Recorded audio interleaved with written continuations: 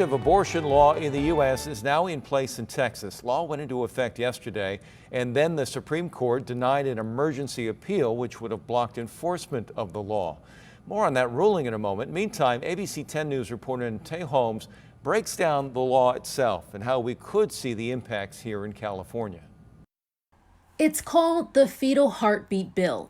The controversial law bans abortions after a fetus heartbeat is detected, which typically is around 6 weeks. Those who oppose the Supreme Court's decision say many women don't find out they're pregnant until after that time. There are no exemptions to the law, including cases of rape or incest.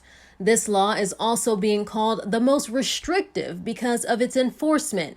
It relies on private citizens to enforce the law, according to USA Today. The order allows people to sue abortion providers or anyone involved in, quote, aiding and abetting abortions. This would include anyone driving a person to an abortion clinic, among other things. The person suing could receive up to $10,000. In a statement from Planned Parenthood affiliates of California, it says, in part, the inaction by the Supreme Court on a blatantly unconstitutional ban has taken away a crucial right to millions of people in Texas and without a doubt threatens their ability to make decisions about their body, their lives, and their futures. PPAC goes on to say over the course of last year, Planned Parenthood health centers throughout California saw more than 7,000 out-of-state patients. With that, the organization believes California's role as a reproductive freedom state is even more crucial. Tay Holmes, ABC 10 News.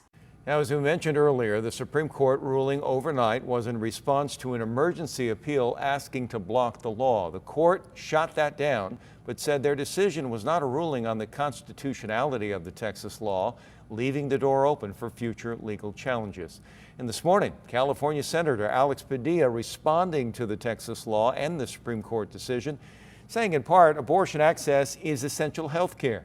Because of 5 conservative justices on the Supreme Court, millions of Americans will lose the right to make their own medical decisions. Padilla went on to call on Congress to pass a law ensuring access to abortion nationwide.